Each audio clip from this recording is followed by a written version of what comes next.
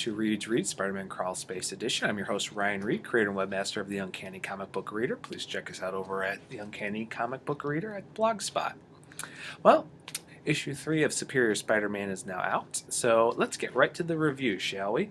Well, right after our last issue picked up here, we see the new relationship between Spider-Man and the Mayor, and of course the tussle with the Vulture leading to some very interesting revelations. So let's get right to the pros. First of all, I thought it was a great little jokes and shoutouts they were doing between the bat signal and the spider signal. It actually was pretty comical about how it works, and we get to see the spider bot some more do some destruction and do some cool tracing abilities, which I really like.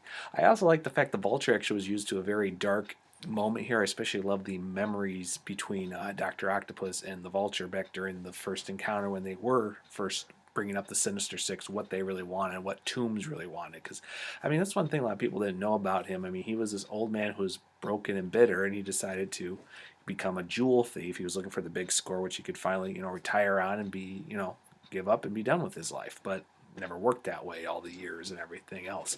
I think it also showed just how demeaning Adrian Toomes is, because he's a very dark character, as he used the teenagers of the Wake, and now he was using, basically grade schoolers to be his new Vulturans, and was pretty interesting what he did with them. I mean, let's face it, you give kids enough little things, they're going to end up doing what's fun and outrageous, and that means beating up Spider-Man, sure. Also, of course, when we saw Otto's flashbacks when he was being abused by his father when he was growing up, that was a very sad moment. It also gave Peter more insight in exactly what was going on with Otto Octavius, what he grew up with, and more reasons why he's like he is.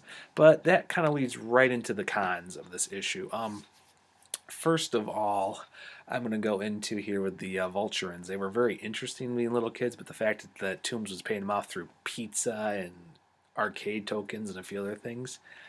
Okay, I know kids will do some very weird things, I should know, but that's a little too out there, the fact that we get that violent with things and all that. I mean, I like the comparison when Otto accidentally threw one against the wall and found out that it was a child and he had hurt one, because the truth is, in the past, Otto has never really truly attacked young children. I mean, a little bit if you want to think, but has he ever truly tried to harm one?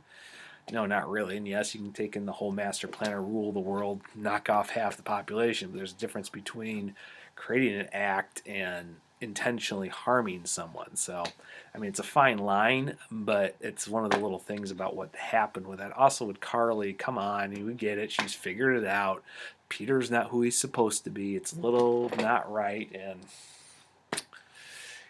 yeah, I think things aren't looking good for Carly here right now, especially with recent solicitations from May Books showing that pretty much Peter and Otto are going to be battling out for Spider-Man's body and mind. And what that really means, even though it's not going back to Amazing Spider-Man at the end of the summer, it's going to say Superior.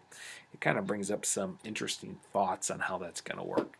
Artwork, as always, by Ryan Stegman. Love it. It's really nice. I think it fits the tone very well for adventure, and I mean, it works really good in that and all that. But there were a couple of scenes which I think we needed a little bit more take-backs. The flashbacks with Otto and his father, as well as Toomes and Otto, are really well done. But there's a couple of moments emotionally wise, especially the police stink and a couple of things with Carly, that I think kind of got missed apart in the artwork, which could have worked a little bit better for emotional impact instead of like, oh, Carly knows.